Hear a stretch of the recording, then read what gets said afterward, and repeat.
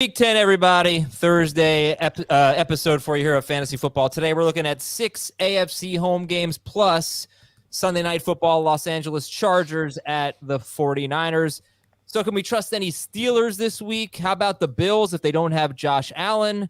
How about Trevor Lawrence and a good matchup at Kansas City? We'll talk about all of it. Oh, what about Jonathan Taylor? What if he plays this week against the Raiders? So we've had a surprisingly good run defense this year. Adam Azer with Heath Cummings and Jamie Eisenberg. Good morning, guys. Your enthusiasm level, 0 to 10, enthusiasm-meter for tonight's game, Atlanta and Carolina. The football game, so 10. Nah, come on. Nobody's buying that.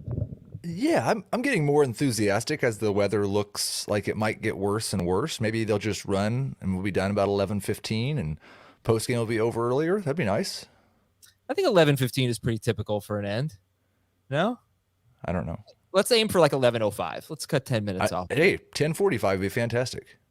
But we do need to talk about the weather there, and that's the first thing we'll talk about. Then we'll give you the players we love, the players that I thought the wind's not supposed to be bad. That's what I've seen as well. Yeah. Yeah. Last night I saw some that was going to be like 20 mile per hour wind, but now it looks like 10, 11 mile per hour there wind. There was a weatherman in the area saying 30, but right now the forecast shows 10 to 15. I think it's just going to be rainy. I'm looking at Fantasy Football Weather Guys. You should follow them at FF Weather Guys. And it says 10-mile-an-hour winds. Yep. We don't care about that, but what about all the rain? Is that going to change anything? And then we got to talk about Chuba Hubbard because we he's going to play, it seems. So let's just update everybody on Carolina, Atlanta one last time. Heath, we got 2 running backs now in the backfield. We got a lot of rain. Does that mean anything for DJ Moore? What do you think about this game now? Full PPR, I've got Deontay Foreman at RB 23, Chuba Hubbard at RB 32. Non-PPR, Foreman's higher, Hubbard's lower. DJ Moore is a high-end number 3 wide receiver, right around wide receiver 25 or 26 for me. And I think I have Pitts at tight end 12. If it's tough. pouring, if it's pouring tonight, are we just going to say, all right, I'm sitting DJ Moore? I mean, it depends what you have, obviously. The rain helps the offense. Sometimes, but I don't know. I mean, it's weather. Not looking at the forecast. It's not like they're projecting to get 0.2 of an inch per hour, and it's going to 100% rain the entire time. There's like a 60% chance every hour, and it's like 100th of an inch, 200ths of an inch. Like I don't think it's going to pour through the entire game. If you told me that was the case, I could see moving DJ Moore down to the wide receiver 33 range, but he's probably not going to get outside of my top 36. There's just not that many good wide receivers. Okay. And that is your weather update for Carolina and Atlanta. Check us out on Apple Podcasts. Leave us a 5-star review on Apple Podcasts. That's a great way to get your questions read. So we do the mailbag we record it on Fridays. It publishes to the podcast feed on Saturdays. So if you want to ask us a question via Apple Podcasts, leave us a 5-star review. Tell everybody why you love the show, and then you can ask us a question specific for that week or rest of season or whatever. I read most of those, not all of those. We are getting a lot, so I appreciate that. But that's Apple Podcast, and yeah, we would appreciate the help there. Check out the CBS Sports app. It is a great time of year. The sports calendar is very, very full. You got NFL, you got college football, you got basketball, you got hockey, you got all this great stuff going on. You can get all of the updates on all of the sports you follow on the CBS Sports app. You can get breaking news alerts. You can watch live sports on the CBS Sports app. You can watch CBS Sports HQ on the app as well.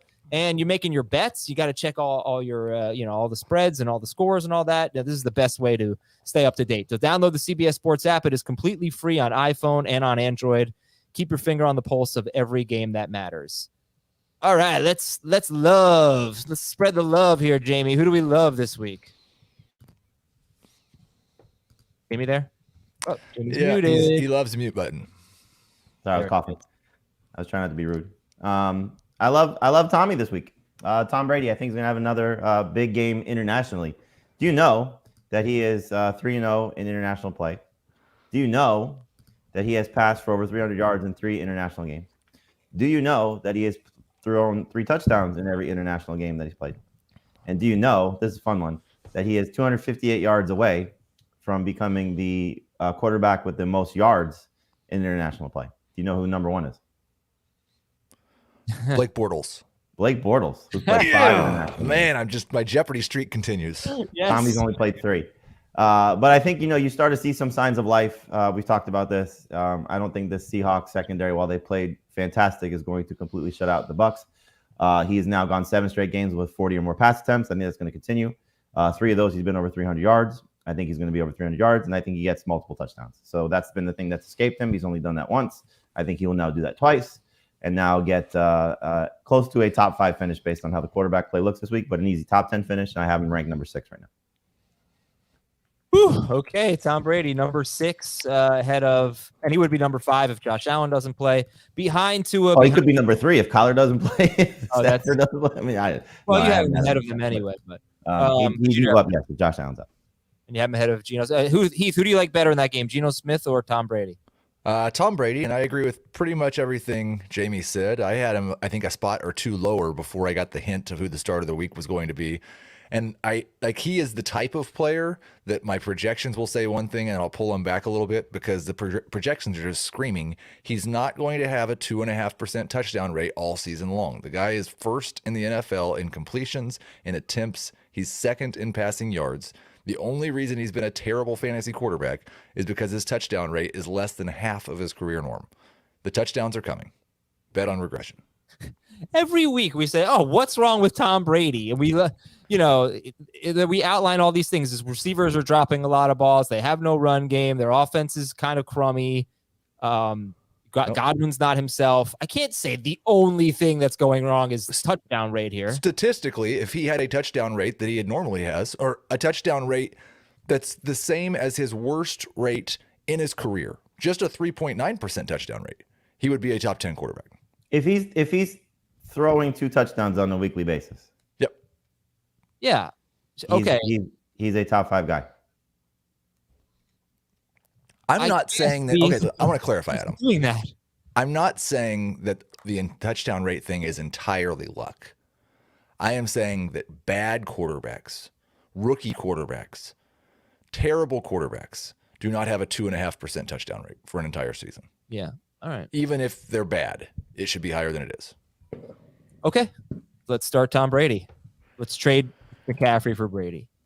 Heath, who do you love this week? That's brilliant. I was going to say Chris Godwin, but he's tied to Tom Brady, so I will try to think of someone besides those guys. Godwin scores his first touchdown this week. 100, maybe two, but he definitely scores his first touchdown this week. I'm kind of starting to love the Jags. The Chiefs have been terrible against quarterbacks. They've been terrible against pass-catching running backs. They haven't been very good against wide receivers or tight ends. I think this could be a week where you see Trevor Lawrence, Travis Etienne, Christian Kirk, and Evan Ingram all 4 finish as top 12 options. Oh, okay. Let's go to players to avoid. Jamie, who are we sitting this week? It's hard to sit him, but if the receiving core stays the same, Justin Herbert could be in line for another miserable game. I mean, obviously the 49ers defense has been great. 2 quarterbacks have beat them up. One was Marcus Mariota, who had 28 points, 11 of which came with his legs. I don't think we're going to see Justin Herbert do that based on how little he's been running since the rib injury. So you saw last week what it looked like against Atlanta and that defense, which was a very beat-up secondary. 49ers coming off their bye week should be close to full strength for where they are. I think it's just tough for Herbert. He's got 1 game over 16 fantasy points in his last 4, and he just hasn't looked right. And so take away his top 2 receivers, tough matchup, back-to-back games on the road. I just don't love the setup for him. So maybe he gets some garbage time production, falls into some good numbers, but 245 1-1 against the Falcons when he threw 40 attempts, when he had 40 attempts, excuse me. Typically that should be a huge game for Herbert. He just doesn't look right now without his top guys. Mm-hmm. Okay, and we'll check in on the 49ers injury report because that's the second game I think we'll be looking at today. I think we start with the Bills and the Vikings and then the Niners and the Chargers. Josh Palmer, I think, is pretty interesting in that game for sure, because it is a much tougher matchup than what they had last week. Heath, ready to avoid someone other than me? I'll stick with the theme from the love segment. I'm pretty scared of the Cowboys passing game. And I've talked about this already this week, and there's extenuating factors that maybe it won't be a thing. But the fact that they've just gone so run heavy over the last few weeks, Dak's thrown 27 and 25 passes in his first 2 games back. They're facing a Packers defense that is awful against the run, and while probably not as good without Gary against the pass, still I think better against the pass than they were against the run, and don't necessarily have an offense that can put up enough points to cause the Cowboys to throw more than they want to. I am worried that Dak's going to be in that 25 to 27 pass attempt range again. And if you look at his career, the last 3 years, it's 0.65 or 0.66 fantasy points per pass attempt, including rushing stats and everything. That's what he comes out at exactly over the last 3 years. This year, it's 0.60. So what that means is he's basically got to throw 30 passes for you to expect, more than 30 passes for you to expect 20 fantasy points. I don't expect him to throw more than 30 passes. I just find it interesting. I asked this yesterday that you like Garoppolo more. I don't see a difference between the two in terms of what the pass attempts will be and the defenses that they're facing. Yeah, there's similarities. The difference for me would be Garoppolo has much better weapons. I think he's going to be more efficient. He's been more efficient so far this year as a passer than Dak has been. Well, I mean, that's not fair. Dak's played 3 games. Well, he's been more efficient this year than Dak generally is. And he's averaging 31. He's always super efficient, yes. Yeah. He's averaging 31.5 pass attempts per game. That's 5 more than Dak. Right. He had 2 games. Garoppolo's pass attempts have been very, very much tied to San Francisco's defense. And, because the last 4 games, the Niners have had 2 pretty bad defensive performances and 2 good ones. And Garoppolo's had, the pass attempts have been up and down. Mm-hmm. They're facing the Chargers. Jamie just said he doesn't like Justin Herbert. But let me ask you this. You love Tom Brady. You want to avoid Justin Herbert. What is the difference between the two? Those 2 teams are, sorry to pivot away from the Dallas conversation, but those 2 teams are 1 and 2 in pass attempts. I don't think Brady has a huge edge there. I mean, maybe a little bit of an edge. They don't run much, these 2 quarterbacks. Herbert, that's a shame for him. Brady, that's expected. Like, what is the difference? Is Seattle a much better matchup than San Francisco, who has been not such a great matchup since they lost Mosley, or not such a tough matchup since they lost Mosley? Well, how many games has Mosley played? How many games have they played without Mosley with Bosa? 1? 2? 2? 1 was the Chiefs, right? They still don't have Eric Armstead didn't practice yesterday. Ekuban didn't practice yesterday. They're still pretty beat up. I don't know if they're going to get help. Did. Greenlaw was limited, yes. I have Brady and Herbert almost exactly tied. I mean, Brady has his weapons. Herbert does not. There's a huge difference. Brady has his weapon. Oh, you're right. That's right. He's got K. Dotton, his best player. Look, it's just we need a little more Godwin. We need a little more from Godwin. All right, injuries, news, and notes. Josh Allen missed practice, and at most, if Josh Allen misses any time, it would be at most 1 game. So it hasn't been catastrophic so far on the injury front for Josh Allen. Matt Ryan was in a non-contact jersey. They're starting Sam Ehlinger this week, but Matt Ryan's still hurt, but making progress. Ryan Tannehill was limited, hoping to get back out there against the Broncos. And then in the Rams-Cardinals game, both quarterbacks questionable. Kyler Murray has a hamstring injury, and Stafford's in the concussion protocol, but I don't think he has been officially diagnosed with a concussion yet. So we'll keep an eye on Stafford and Murray, and we'll look at that game tomorrow, and hopefully we'll know more.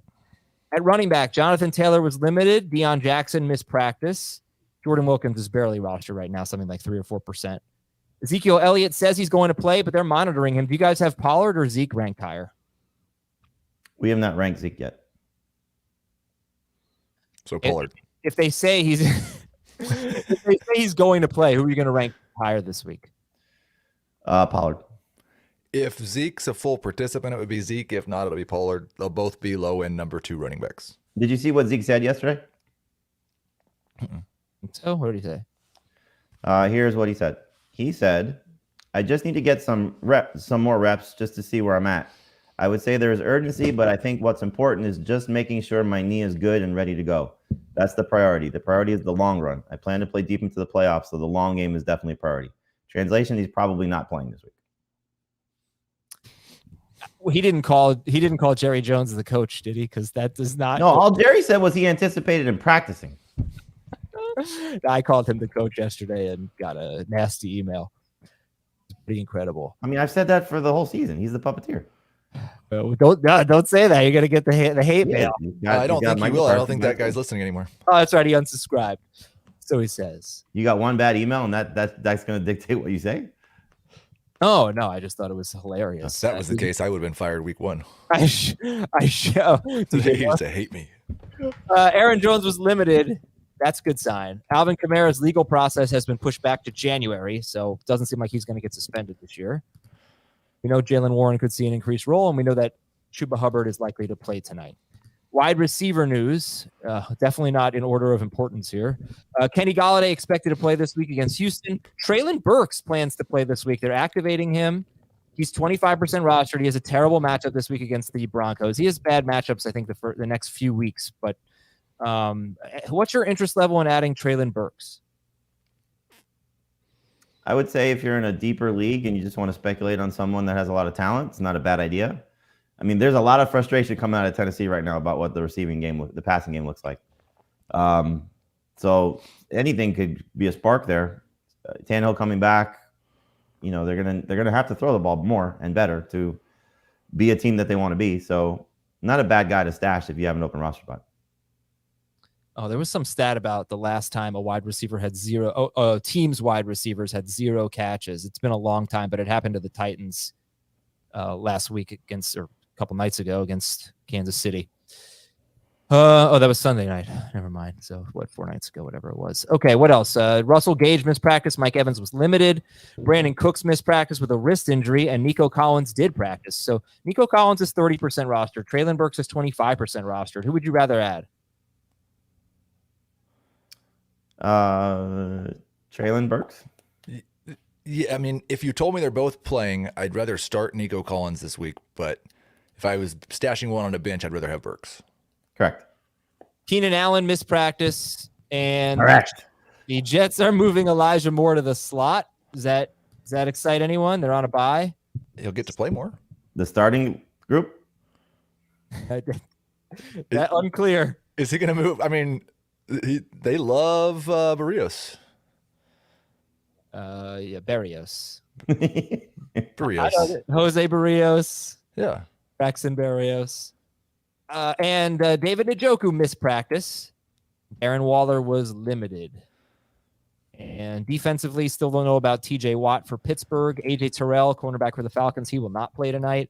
Tennessee defensive tackle Jeffrey Simmons left practice in a walking boot. That's a big one. He's been dealing with an injury. He's been playing through it, but we'll keep an eye on Jeffrey Simmons, a run stuffer for the Titans. San Francisco linebacker Dre Greenlaw, as Jamie mentioned, he was limited in practice. Hopefully he gets back out there. Jordan Poyer missed practice for the Bills, their star safety. Matt Milano was back. He was limited. And linebacker Tremaine Edmonds missed practice, which I think has been a normal thing for him. He's been playing, though. Okay, one question for each game. Let's start with Minnesota at Buffalo. When we preview the game in a few minutes, we'll go through the whole scenario with and without Josh Allen. But for now, Jamie, Minnesota at Buffalo, are you feeling it? No. No, you're not. He's also hurt. So can we drop him? Not in any leagues where you expect somebody else to pick him up and maybe use him against you. Full PPR, I would start him over Gabe Davis. Josh Allen plays? Yeah. Okay. Los Angeles Chargers at San Francisco. Do you trust Josh Palmer coming off a 100-yard game in a tougher matchup? I said it's not like the toughest matchup, but it's much better. It's much harder than must start if Allen or Williams are out.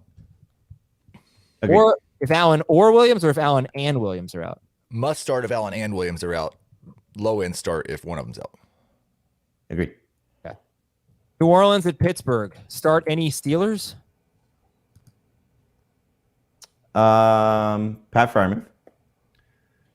I would say in 3 receiver leagues, you're starting both Deontay Johnson and George Pickens. Over Thielen? And I'm so torn on what to think of the running back situation there, because I want to see what happens if there's any reports. But at this moment, it's hard to expect him just to go completely away from Najee Harris. Yeah. Yeah. Splitting, that's bad. Right. Yeah, it's really bad. But to what degree? I don't know. All All right. Are you confidently starting Freiermuth against this team? They have been very good against tight ends. Yeah. Is Werner playing? Oh, that's a good question. I don't know if he's a cover guy. He's their leading tackler. It's still an absence in the middle of the defense, and Davenport not being there is big. You think the Steelers are gonna really handle them in this game, right? Coming off a bye. If TJ Watt plays, I think it's gonna be an ugly game for the Saints. Pete Werner did not practice for the Saints. And okay, next game is Jackson. Oh, I'm sorry. Would you start Pickens and Deontay over Adam Thielen? Yes. I would go Deontay, Thielen, Pickens. I think both guys are going to. I'm very, very curious to see without Claypool there what happens. They were talking this week about how Freiermuth was going to take over a lot of Claypool's routes, right? Yep. Playing in the slot. All right, Jacksonville, Kansas City. This is a weird question, but bear with me. Who is the startiest of these three guys at their respective positions? Trevor Lawrence, Mecole Hardman, Evan Ingram. Who's the startiest at his respective position? Lawrence, Hardman, Ingram. Is Hardman playing? Yes. Let's say yes. I would rather start Hardman in a 3-receiver league than the other two. 2-receiver league? In the 2-receiver league, it would be Ingram. Yeah. I think I have Ingram and Lawrence both at 12. So probably Ingram. Colts at Raiders. Start or sit Jonathan Taylor if he plays. I would start him. Low end number 2. What do you do with Jonathan Taylor versus the running backs tonight? If he has another limited practice, I would start Foreman over him, and I would start Patterson over him, and that's it. Denver at Tennessee. Are there any good starts in this game other than Derrick Henry? Jerry Jeudy? Greg Dulcich? Not Sutton. I don't know if he's a safe. What you said, safe or good? How'd you phrase it? Start. Good. I got to see it again from him. Yep. I think he's right in the Thielen, Gabe Davis range. Correct. Yes. Number 3 wide receiver, just not a good start. Yes. Cleveland at Miami. This is the last game we'll get to. So, if you don't have an hour and 10 minutes to hang around, I'll give you 2 questions on this game. One is Amari Cooper on the road. He's been terrible on the road. And number 2 is Kareem Hunt. What do you do with these guys, Jamie? Amari Cooper's a must-start receiver. I think a lot of it is they play a lot of home games, so his numbers are benefited by him playing at home, but he's benefiting by his playing at home. I just trust that he's going to get his targets and his opportunities, and I don't buy this Dolphins secondary, so I think it's going to be a good game for Cooper. And Hunt is flex play. It's really amazing because it even looks like his matchups have been worse at home in a lot of cases. And I'm starting Amari Cooper. I'm wondering if Xavier Howard's going to shadow him. It wouldn't surprise me, and that would be a bad thing. Is it? Yeah, I think so. He's good. I mean, he's good, but I don't know if he's as good as he has been. I don't know. I don't know. He doesn't do a ton of shadowing, but I think he mostly shadowed Stephon Diggs, who had a bad game. He did a good job on Deontay Johnson earlier this year. So, all right. And it's not like Brissett has been worse on the road. Brissett's had 1 bad road game, 2 good road games, just in terms of yards. It's just really revenge game. Revenge game for Brissett. Oh, okay. All right, let's take a break here. When we come back, we'll talk about this Minnesota-Buffalo game. There's a lot to discuss here. Is Kirk Cousins a good start? And what do you do with the Bills if Josh Allen does not play? Is that good for Devin Singletary? We'll tell you right after the break on Fantasy Football Today. 7 games to talk about. We start with Minnesota at Buffalo. Buffalo's been struggling against the run. Their run defense was incredible their first 6 games, and now they've struggled against the Packers and the Jets the last 2 weeks. I'm sure you're going to start Dalvin Cook either way. All right, we'll start with Minnesota. They're probably a little easier here. Kirk Cousins, Heath, start or sit? He is a borderline starter. I would prefer Tom Brady. I would still prefer Justin Herbert. He's still ahead of Trevor Lawrence, though. Low end number 1 could fall outside of my top 12 if the Bills' defense got entirely healthy. If everybody was back, then he's right on that borderline of a top 12 guy. Yeah, you guys all have three rankers, Dave, Jamie, and Heath all have Cousins around 10th, 11th, 10th, 9th, whatever. So he's there. Jamie, Herbert also, would you agree Herbert over Cousins? No, I would play Cousins over Herbert. This is another guy. You want to talk about touchdown regression for Tom Brady. What about for Kirk Cousins? He's got one of the lowest, if not the lowest, touchdown rate of his career. You know? I think you should expect more touchdowns from him, but he's got a 4.3% touchdown rate, which is pretty much within the range of normal outcomes. Like if for him to have a normal 5% touchdown rate, you're maybe looking at two more touchdowns.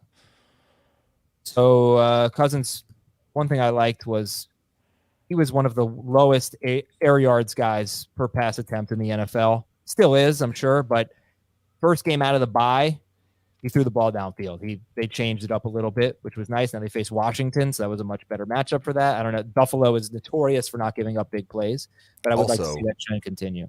It was his second lowest passer rating game of the season, and his yards per attempt were still awful. Yeah, fair enough. Like I don't understand. It's like the O'Connell and him have not fully clicked. Because it's not just the worst touchdown rate. It's not quite the worst touchdown rate, but across the board, this is the worst season he's had in Minnesota for sure. Yeah. All right. Let's go to Cook. No questions about Dalvin Cook, right? No. Okay. Justin Jefferson is a start. Adam Thielen is a number 3-4 wide receiver. We can compare him with players as we go. We already talked about him a little bit.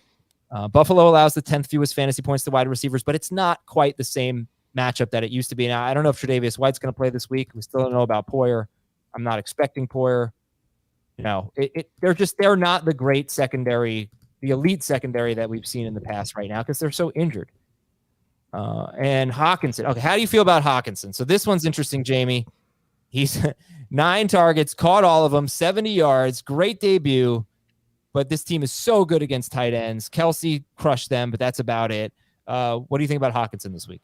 So we're kind of back in the same spot we were last week. A little bit more optimism about Milano, but still the same with Poyer. And Conklin was terrible. Obviously, Conklin is not Hawkinson, and Zach Wilson is not Kirk Cousins. And so, I think we'll hopefully get some more challenging opportunity, more challenges for the tight end position. I don't think he's going to get 9 targets, but I think we'll probably see him in the 6 to 8 range, especially if Thielen's at less than 100% and if they're chasing points. So it probably comes down to how you feel about the Bills offense, if they're going to have Josh Allen in play and put the Vikings in a situation where they are having to throw. To be fair, the Commanders were great against tight ends as well prior to last week. Yep. And he was fantastic. So, last week was the show off the shiny new toy and it worked. Do they show off the shiny new toy again and hope that it works again? So I think just when you're looking at the landscape of tight ends, if you have him, you start him. I'm not going to the waiver wire to pick up as good as Greg Dulcich might be, as good as maybe Kate Otten might be, as good as Cole Kmet might be. I'm going to stick with TJ Hawkinson. So he's still a top 10 guy in my rankings. The one that might sway it a little bit is David Njoku if he plays. But again, if I have Hawkinson coming off that game, I'm not benching him. Oh, sorry. I thought Heath, I heard you take the breath there. I thought you were going to go for it, but you're sitting it out. Hawkinson or Gerald Everett? So many moving pieces. Assuming that there's no Allen or Williams, it'll be Everett. And if Milano is back, then even with one of Allen or Williams, it would probably still be Everett. Okay. Josh Allen would be would Josh Allen be a must start? Let me just throw that out there if he plays. I think if they're trusting him to start, you have to trust that he's going to be some semblance of what Josh Allen is, which is typically better than most. So the questions would become, and I got this just because of the performance last week and how, we touted Justin Fields as a site. I should have played Justin Fields over Josh Allen last week because he was so much better. What do I do this week? So if you have that situation, you can go Justin Fields. If you have Tua or Josh Allen, you're concerned, you play Tua. Those guys are in such good spots and playing very well with good matchups. you trust them. But, to go to Jimmy Garoppolo, no. To go to Jared Goff and those guys, no way. If Josh Allen's out there, I'm going to anticipate he's Josh Allen. All right, the Vikings have a terrible pass defense on paper. Second most passing yards per attempt allowed, 24th against quarterbacks. So let's just say this. Heath, lay it out. You give me the Bills with Josh Allen and how you approach them. I am starting Stephon Diggs, and everybody else is a flex. Singletary is probably over Davis and I'd take Davis in both over Singletary. It was so weird that the first game with Nyheim Hines, we saw James Cook's role continue to expand. But I have little confidence in Singletary on a week-to-week basis. Davis is what he is. I do think even if Allen plays, there's a little bit more risk for Josh Allen because we don't know if they'll draw up as many down the field plays. So Davis is a low-end number 3 as opposed to a high-end number 3 from this week. Nyheim Hines only played 4 snaps. We'll see if that role grows this week. James, give me the Bills without Josh Allen if Case Keenum is their starting quarterback. You're still starting Stephon Diggs, but he goes from a top 10 guy to a borderline top 10 guy. He's still going to be a must-start receiver. And the nice thing is that there's a rapport there. They played together in Minnesota, so hopefully whatever communication and signals and eye contact, all those things, they can pick back up where they left off. And it was Case Keenum's best season of his career in Minnesota when it had ended with the Minneapolis Miracle, or didn't end that way, but that was the highlight of the season. But Davis would be, I agree with Heath. Davis is hands off if there's no Josh Allen, and even if Allen plays, it's tough to trust him. But it really would be Stephon Diggs, and that's it for me, just because of what his potential is on a week-to-week basis, no matter who the quarterback is. Would you start Devin Singletary or Adam Thielen? I wonder what if they would be more run heavy without Allen there, but clearly the defense would be aware of that too. And Minnesota's run defense is good. So I probably would lean toward Thielen in PPR and maybe Singletary non. Yeah. Okay. Singletary doesn't score touchdowns. It's such a problem for him. For what it's worth, Case Keenum has not been a terrible quarterback in his career. In 2017 with Minnesota, he averaged 243 passing yards per game. If you remove the game he left with an injury, he hasn't been that bad. The only thing that makes me nervous is he started, 2 games in 3 or 4 years? Yeah, he started 2 last year for the Browns. And, obviously it's the Browns. They barely threw the ball. But yeah, right. That was a long time ago when he started. That was 2017. It's been a while. It's just, I hope it's not a Sean Mannion situation where Justin Jefferson was so bad that 1 week last year. All right. I think that's pretty much this game. We're going to sit Dawson Knox, and the Bills DST is kind of interesting. Like, what do you guys, are they a must start? The Vikings have been a terrible matchup for DSTs, but they've only really faced one good one, and that was the Eagles, who had 3 interceptions. So yeah, anyway, starters at the Bills DST. There are more intriguing options out there for me.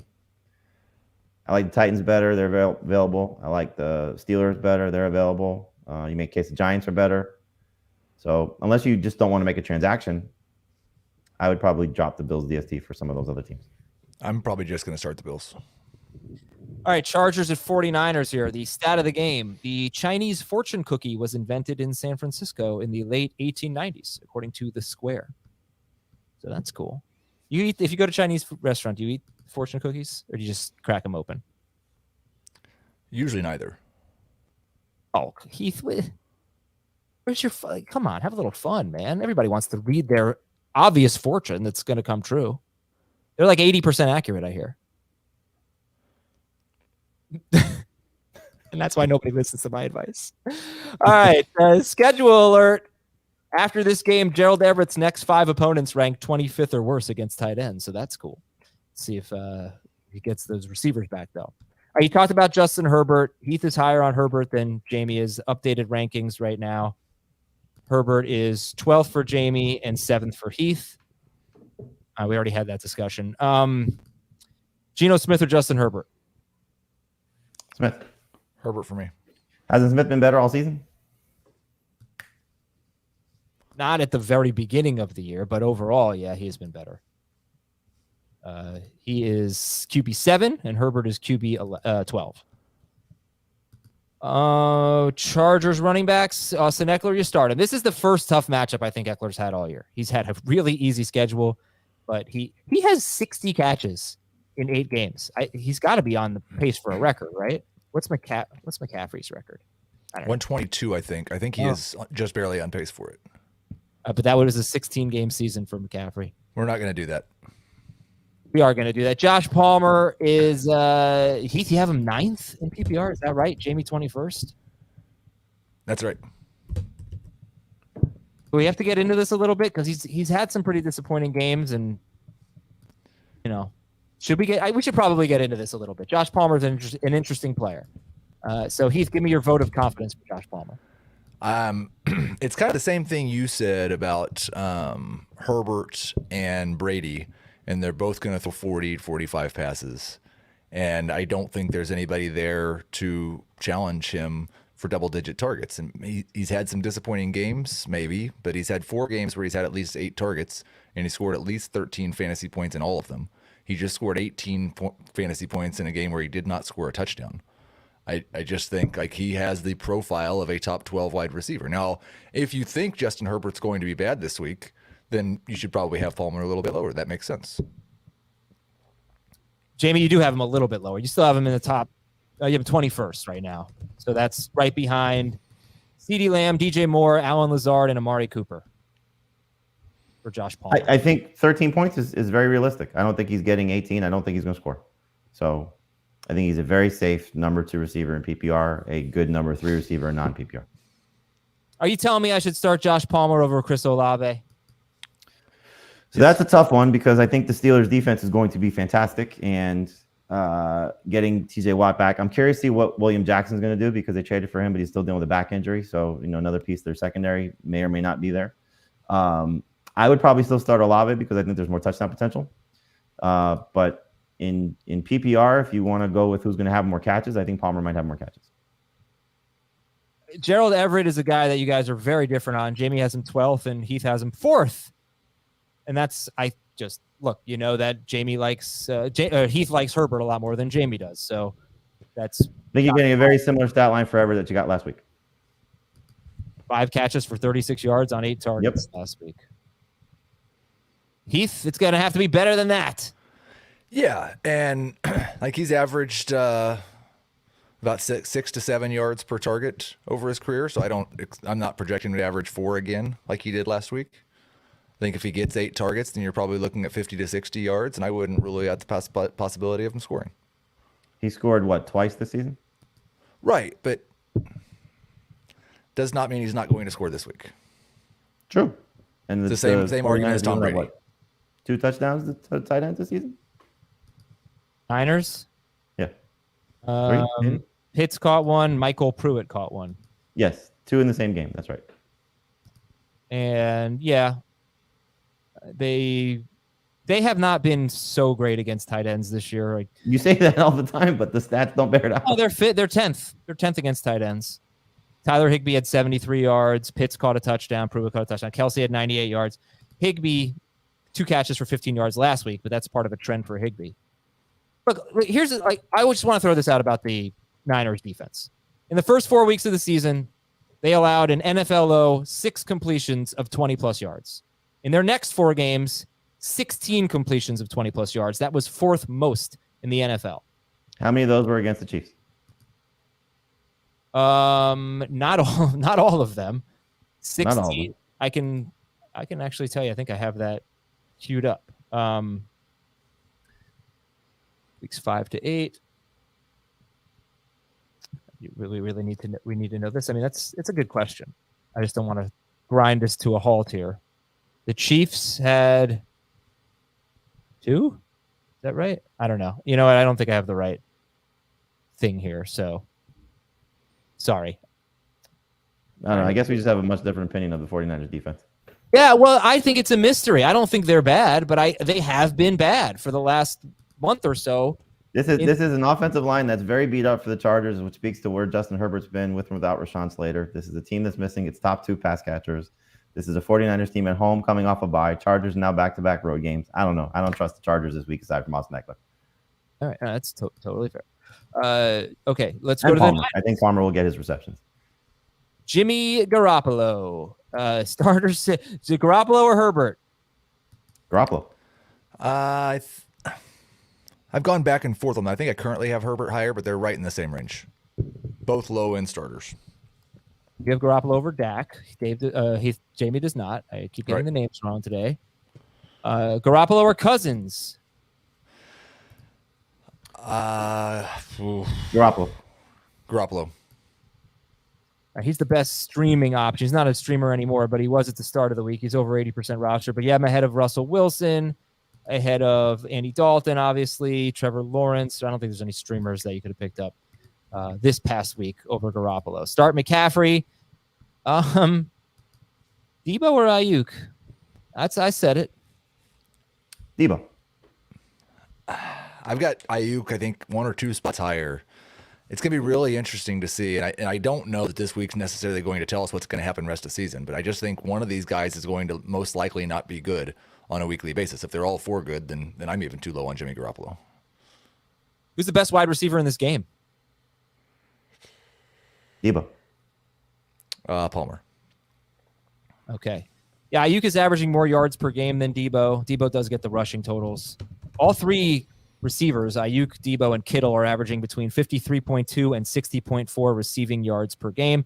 And George Kittle is a must start here, and the Niners DST is a starting. Will be very interesting to see what Debo's role in the rushing game is at all. Yeah. Coming off the injury, has 7 carries in the last 4 games combined. It could depend on what they do with Elijah Mitchell, because if they don't have Mitchell active for this game, it's the first game without Jeff Wilson. Do they trust Tyrion Davis-Price? Do they trust Jordan Mason? You know, how do they view their back? Tevin Coleman's there still, right? How do they view their guys? Right, I think they brought back Tevin Coleman, didn't they? I don't have any idea. He's been. I thought so. Maybe I'm totally off base though. All right, let's go to our next game: Pittsburgh and New Orleans. So, Jamie, you got just a feeling Tevin Coleman is on the 49ers, yes. You've got a feeling that Pittsburgh has a big game here, or defensively anyway. I mean, you go back to week 1 when TJ Watt was there and what they did to the Bengals and Joe Burrow, and that was just an absolute poop show for them. And this is a Saints team with Andy Dalton, who's been very turnover prone of late. They're going outdoors. Weather could be somewhat of an issue depending on how, the impacts of the storm going up the East Coast. I don't know. I just think that guy's a game wrecker. And I'll tie it into what we were just talking about. It's the same way I feel about Nick Bosa when he's on the field for the 49ers. TJ Watt is one of the best pass rushers in the game. And I think he's going to make life miserable for Andy Dalton and the Saints. So I'm still starting Alvin Kamara. Obviously, you got to hope that he's much better than he was last week. I'm still starting Chris Olave. He's been too good. But I'm just not expecting this team to put up a lot of points. Hopefully we get, Keith alluded to this, we get some big plays for Olave still because of how the secondary gives up big plays. And that's certainly on the table. But, I mean, Andy Dalton would not be surprised if he throws another pick 6 or 2 in this game. Yeah. I'm sorry, Heath. I remember back in week 1, I gave this stat. It was some sharp football analysis. So this was going into this season. Pittsburgh allowed I'm thinking it was just for 2021. They allowed 5.2 yards per play with TJ Watt on the field and 6.2 yards per play without TJ Watt on the field. That was going into the year. And that would be the difference this year between the number 9 defense in yards per play and the number 31 defense in yards per play. So yeah, it's just a different unit.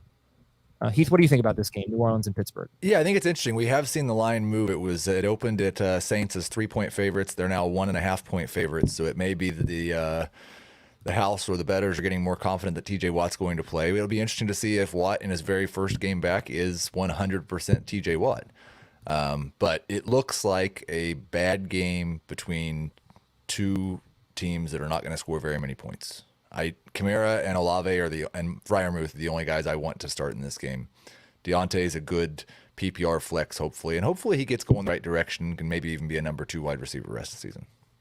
I would not be surprised if Kenny Pickett looks like a better NFL quarterback if the Steelers make a run, because healthy on defense is so different for them because they can just totally destroy games that way.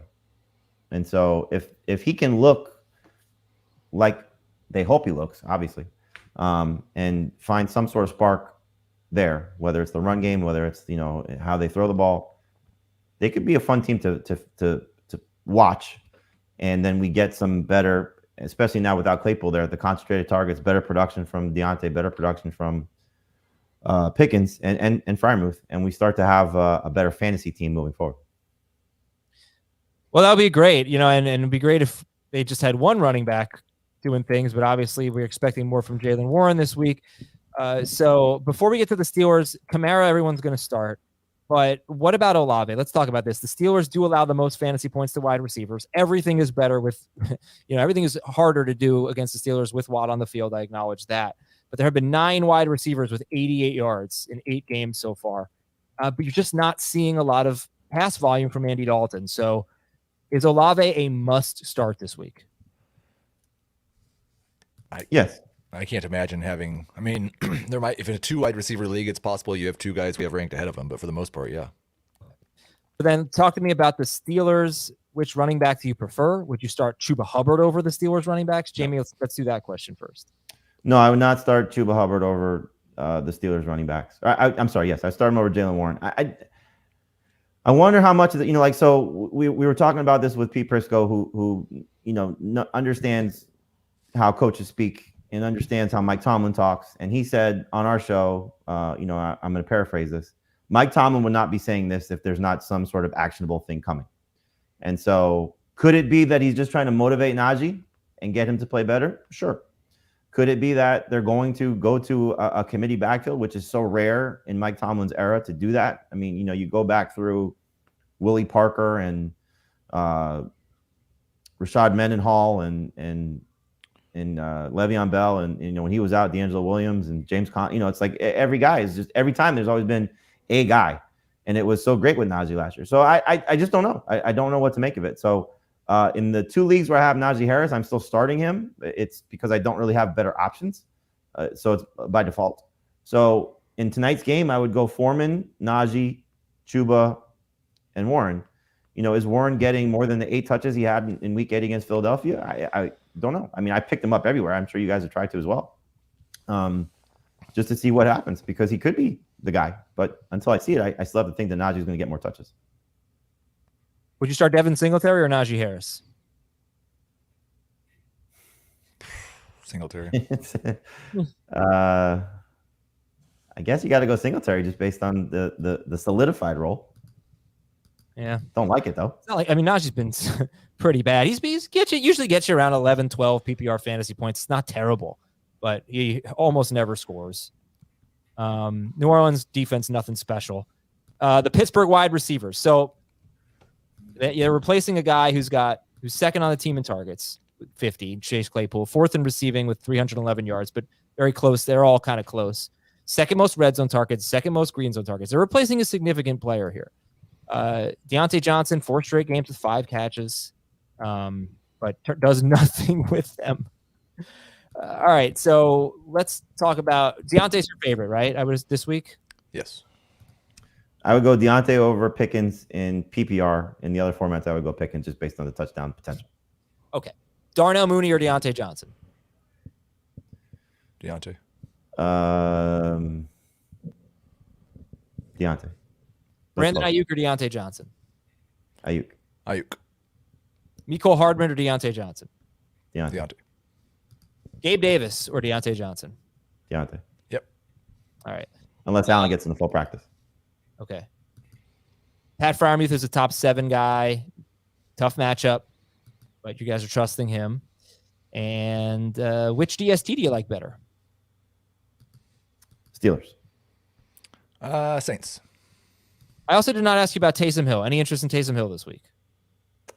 I mean, based on last week, the Saints had no interest in Taysom Hill. So nope. No. All right, we're going to take a break. When we come back, Jacksonville's at Kansas City. I'm going to give you a stat of the game that you have about a 25 to 35% chance of caring about. Can't wait. Be right back on Fantasy Football Today. Jags at the Chiefs. Heath is excited about this game. He's feeling a little fantasy bonanza here. A lot of good fantasy options. Stat of the game that you have about a 25 to 35% chance of caring about. Zay Jones has 4 games with 8 to 11 targets. Trevor Lawrence threw 39 or more passes in all 4 of those games. Zay Jones has 4 games with 3 to 5 targets, and Trevor Lawrence threw 31 or fewer passes in all 4 of those games. There is a major correlation between Zay Jones's targets, 8 to 11 in 4 games. That's a big deal. And Trevor Lawrence's pass attempts. And guess what? The Chiefs see the 3rd most pass attempts per game in the NFL.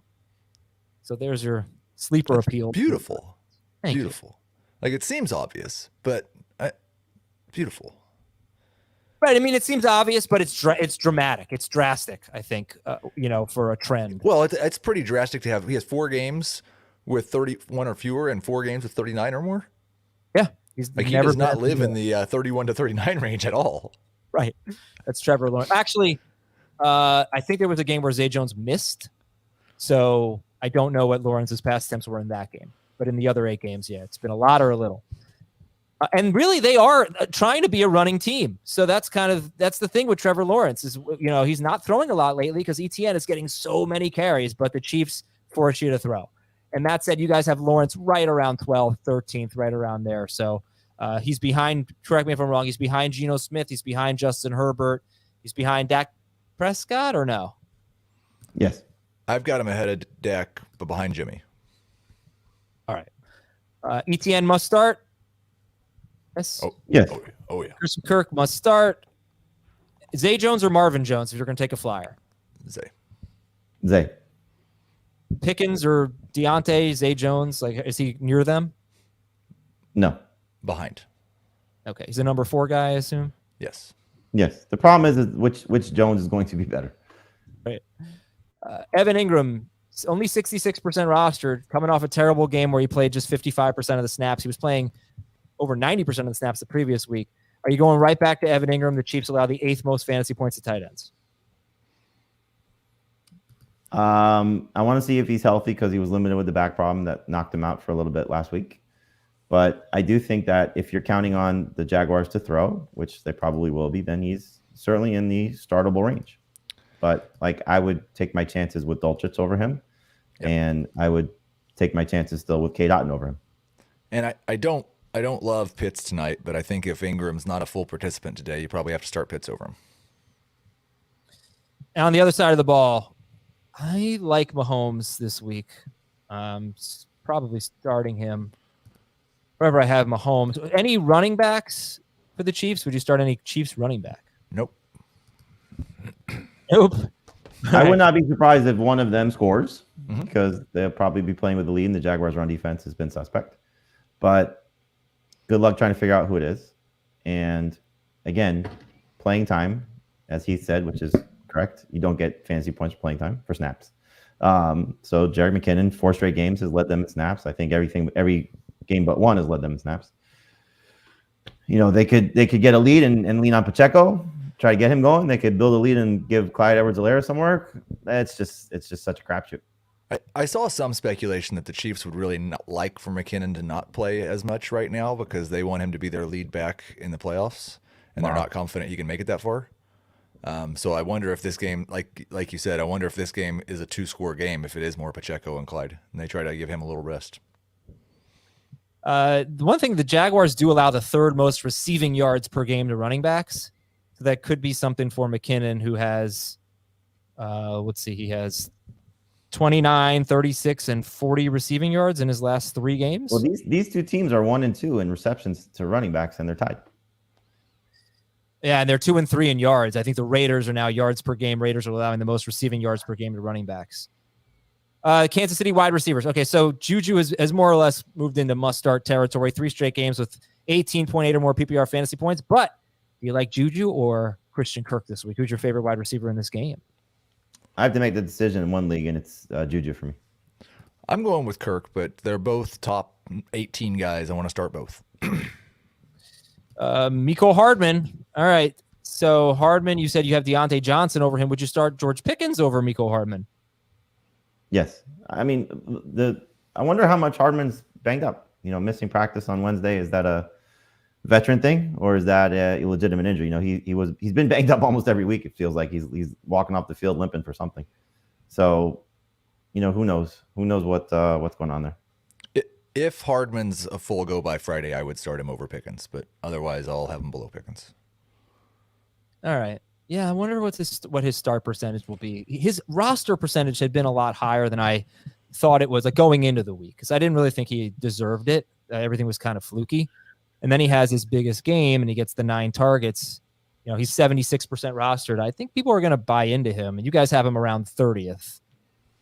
Sid MVS, who's still 54% rostered. Kadarius Toney, 68% rostered. He played only 9% of the snaps. Maybe he will get more involved this week. I going back to Mahomes in the preseason, if Hardman's not 100%, this could be get MVS back on track, maybe get Toney going again, or get Toney going. Just something to keep in mind. Yeah. Okay, and start Kelsey, and the Chiefs DST is 14th for Jamie, 10th for Dave, 9th for Heath. Jacksonville's actually been a pretty bad matchup for DSTs, so Chiefs DST is okay. Really? So, yeah, 4th fewest fantasy points allowed. That's weird. They've had a lot of turnovers, right?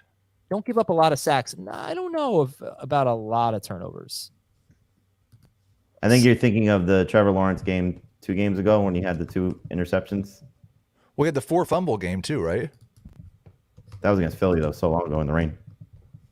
He didn't lose all of them, did he? Or maybe he did. He had 5 turnovers in that game, yeah. Lawrence has thrown... He's only thrown 6 interceptions, yeah. Okay. All right, it is time to talk Colts and Raiders. Indianapolis at Las Vegas. Your schedule alert. Tremble in fear. Devontae Adams' next 3 opponents are 2nd, 1st, and 4th against wide receivers. But anyway, I want to ask you about the DSTs here. Stat of the game number 1. The Raiders, this is like a terrible running back facing a terrible run defense. What do? The Raiders are horrible defensively, but the Colts are the best matchup. Every team does so well against them. The Patriots sacked them 9 times. Jamie, earlier you said you like the Colts DST. Do you like both DSTs in this game? I said I like the Colts DST. Oh, you said I think you said the Titans. I'm sorry, my bad. Which do you like any DST in this game? Yeah, I think the Raiders are streamable. They're not good, so it's always the fun argument of bad defense versus bad offense. But like you said, we have a first-time play caller and a first-time head coach, and a quarterback making his 3rd start, 4th start, whatever it is. 3rd, yeah. Who's been a disaster. I think you can feel a little bit more comfortable about the Raiders DST if there's no Jonathan Taylor, because it's even worse backfield if Jordan Wilkins is the guy, if Deion Jackson doesn't go. But I mean, the Colts defense has played well. Give him credit. I think if I'm the Raiders, I'm just going to simplify things to try to get a win, because there's so much heat on Josh McDaniels right now. So don't necessarily put your team in a position to make mistakes and blow another lead to this team. Can you imagine if they lose at home to the Colts? So I don't anticipate a lot of dangerous throws for Derek Carr. So who knows? Well, you're counting on your defensive scoring probably dictates how you feel about these teams. So there's more turnover potential for the Colts, I would anticipate, because of how Sam Ehlinger has looked. Ehlinger. If you're counting on points against, then this is probably a good matchup to play. Here's a random question, as we say, grr. Were you into Thundercats when you were a kid? No, too old for that. Really? I love Thundercats. They were great. I think there were people my age who were, but not you. I was not one of them. Thundercat. Show me some love for Thundercats in the chat, YouTube. All right. So as we talk about the starts and the sits here, Michael Pittman, start or sit? Number 3 receiver. Hasn't scored a touchdown since week 1. I think he'll be better than he was last week. I think he'll be on par with what he was 2 games ago in Ehlinger's first start. So, you're hoping for 12 PPR points. So Steelers guys or Pittman? I would go Pittman. I would take my chances of the upside of the Steelers guys. Gabe Davis or Pittman? Pittman. That's interesting. Jonathan Taylor, if he plays, where are you going to rank him? 18. Probably around 20. Sure. 18, 20. Oh, what a shame. He hasn't scored since week 1 either. Right? Is that right? Jonathan Taylor is, 1 touchdown. It was in week 1. He is the number 26 running back per game in non-PPR, number 23 in full PPR. Does not have a run longer than 27 yards, which would be okay for a lot of running backs, but not for him. Oh my gosh, look at this question in the chat. What was the show with Skeletor? What? Come on, that's He-Man, bro. Masters of the Universe. Great movie with Dolph Lundgren and Courtney Cox. But the I guess, was that your age? Like, you watched the actual cartoon, right? Or were you too young for that? Okay. No, I watched the cartoon. Yeah. All right, on the other side of the ball, Derek Carr, starter sit, coming off a 22-point game against the Jags. I think he's a sit. I think this is just not a game that it's in his favor. Yeah, he's a sit. He's a sit. Okay. Josh Jacobs. How much do you trust him coming off two bad games in a row after 3 legendary games in a row? He's a start. You're obviously starting Josh Jacobs. I mean, he's got to bounce back. I mean, it's not a layup of a matchup, but they should have time of possession in their favor. They should be able to lean on their ground game. Hopefully he's able to break a run or two and make some plays in the passing game. So yeah, I'm starting. Josh Jacobs has more games with fewer than 12 PPR fantasy points than he has. No, he has the same amount of games with fewer than 12 than more than 12. He has 4 games with 11.7 or fewer PPR fantasy points. He's been pretty bad in 4 games, pretty disappointing in 4 games, amazing in 3 games, and solid in 1 game. And the Colts 3.85 yards per carry to running backs. So see what happens. They are really bad against running backs in the passing game, but he lost his 3rd down rule. Any interest in Hunter Renfrow or Matt Collins? Oh, okay. No. How about Heath, Darren Waller, Foster Moreau? How do you approach them? Morrow is a borderline top 12 guy. If no Waller, Waller is a top 8 to 10 guy if he's active. Foster, more no.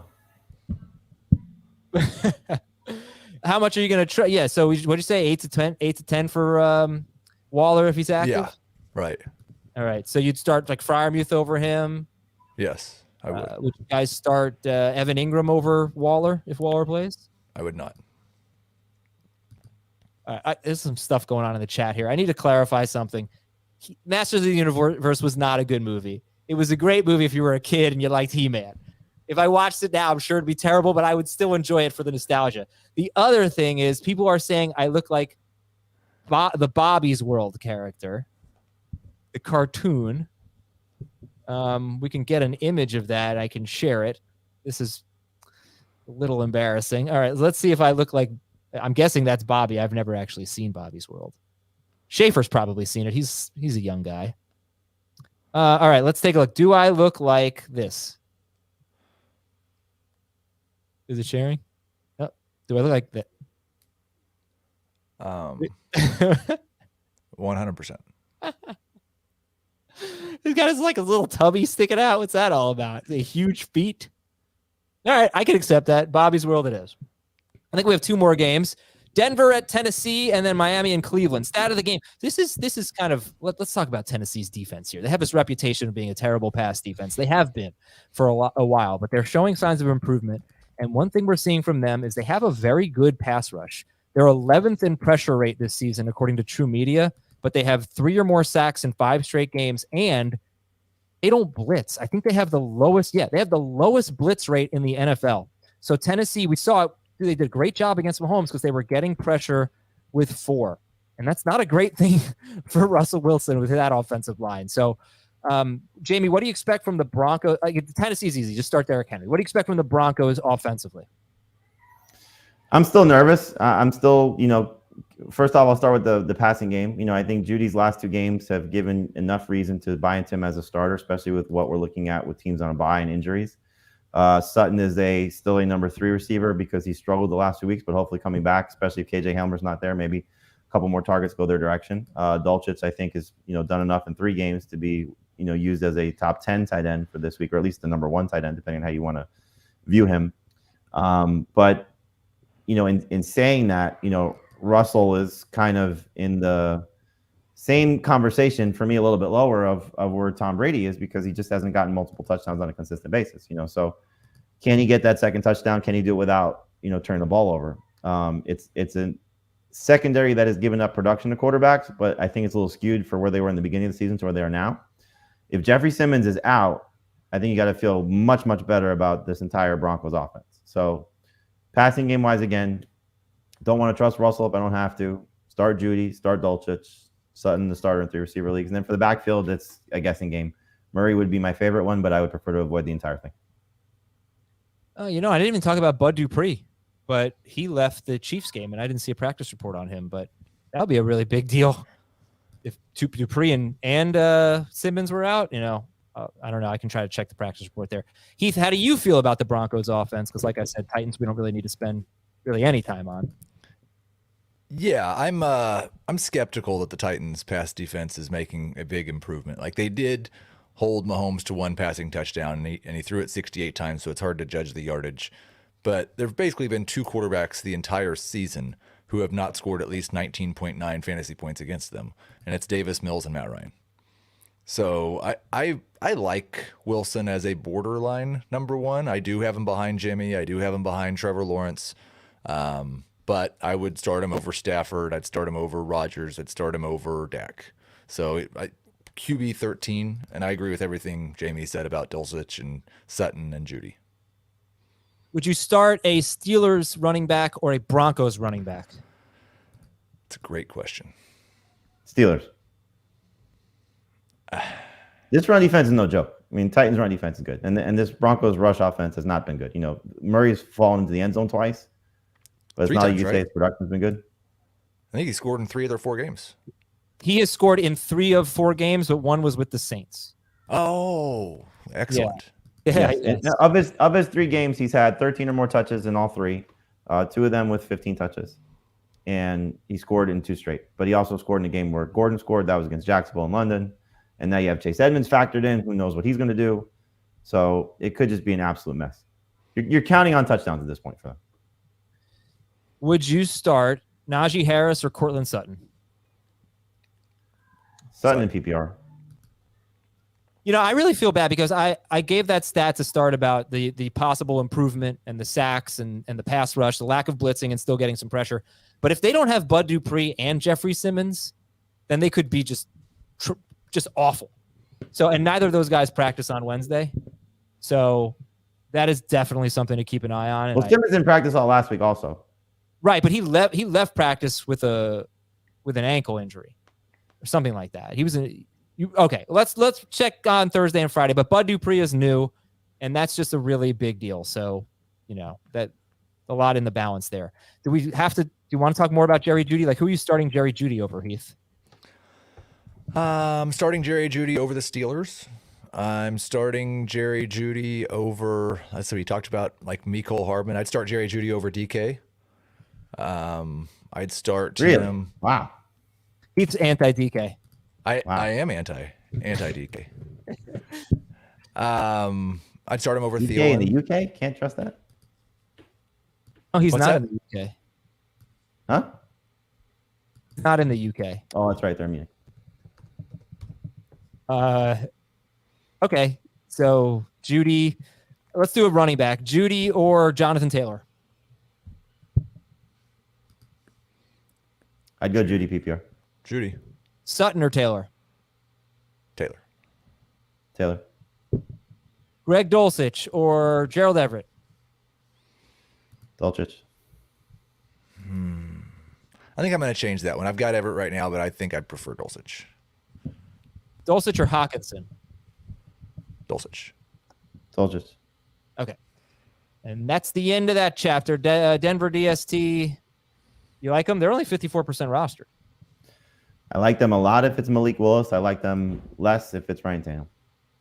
Yep. Okay. Cleveland at Miami. A trend to watch in this game. The Browns lead the NFL in time of possession. They run the 4th most plays. They've seen the 3rd fewest plays per game defensively. They run the 4th most plays per game. So that is something that helps their defense. It's not a great defense, but they keep their defense off the field. Also, here's an exciting stat. Miami, Cleveland, and Baltimore are the 3 teams that have allowed the most 50-plus yard pass plays. 2 of them are playing in this game. That could be awesome. That could also be another reason that they allow the fewest plays against or a low number of plays against, because when the team gets 50 yards at once, they don't run as many plays. It only happened 4 times, but it is true. And the Dolphins are probably going to do that in this game multiple times. I would hope so. This is a tough matchup on paper for Tua, so I'll just ask it. Do you have any hesitation for Tua, Tyreek, or Waddle? None. Okay. No hesitation on Nick Chubb. So I guess that brings up the Kareem Hunt and Dolphins running backs. Jamie, how would you rank them? Dolphin, Hunt. Can you name those Dolphins? Yes, I can. Flipper, Snowflake. Snowflake is great. I would go Mostert, Wilson, Hunt. Heath? I think I've got it Mostert, Hunt, Wilson, but they're all within like 6 spots of each other. I would not be surprised if Wilson is the best Dolphins running back. Browns' run defense stinks. Right. But where are these guys in the rankings, Heath? 24 through 30. Okay. We'd love to avoid them, I guess, if possible. Kareem Hunt's so interesting because there have been 2 games where he has had no work, right? They were weeks 7 and 8. When they were maybe trying to trade him? True. And then he came back and he had his normal workload, which is around 13, 14 touches. And one of those games was a blowout loss. And kind of understand, okay, they didn't have a chance to get him on the field. The other game made no sense, really. It was a close game. So if he can get those 11 to 15 touches, then he could be flex-worthy, right? He can get you 8 or more PPR fantasy points, be respectable. Yep. Is that what you're banking on for Kareem Hunt? He's definitely flex-worthy. Okay. Just because 2 of his last 3 games have been completely... Well, he did score in the one, but he had like less than 25 yards or something, total yards. All right, Browns... But the 2 of the 3, the last one is the best one, right? Yes. After the trade deadline, as pointed out by Heath. No, before the trade deadline. Was it? Yeah, that was the weird game because they played him. Day before.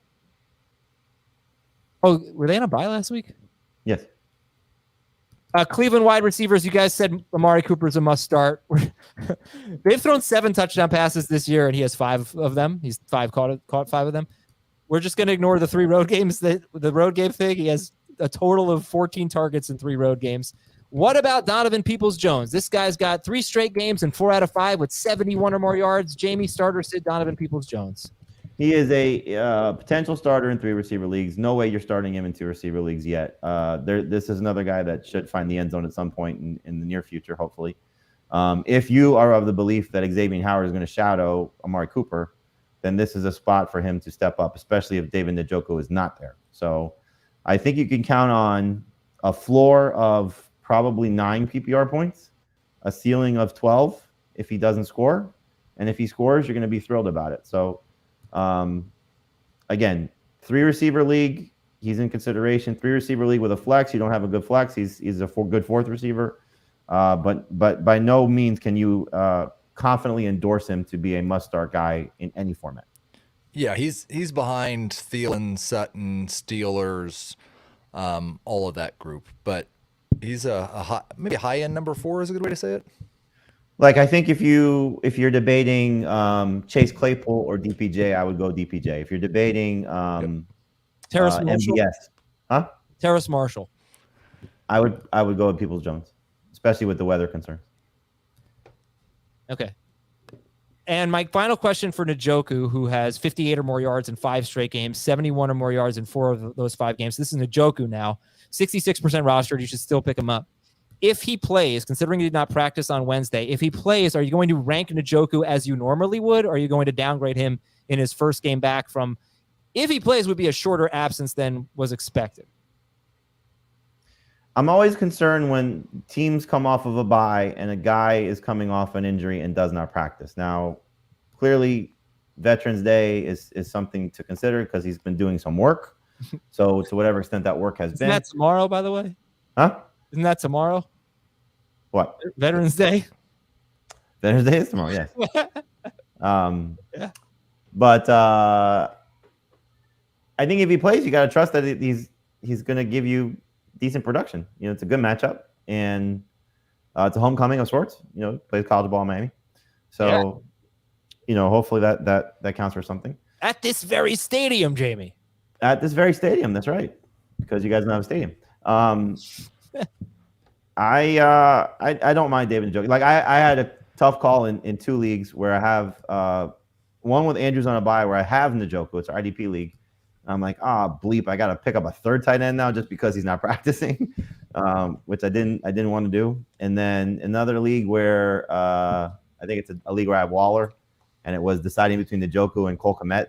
I was like, I can't carry 2 injured guys. Like this sucks. Yeah. So you just got to make that choice. Do you want to roster Njoku knowing that you may have to make another tight end move if he doesn't play? I think that's it. Enjoy the game tonight, everybody. And check out Fantasy Football Today in 5 immediately after the game. We'll be breaking it down for you on youtube.com/fantasyfootballtoday. Thanks to Jamie Heath and Thomas Schaefer. I'm Adam, and we will talk to you tomorrow morning with Starter Sit for the NFC home games and a recap of Carolina-Atlanta. See ya.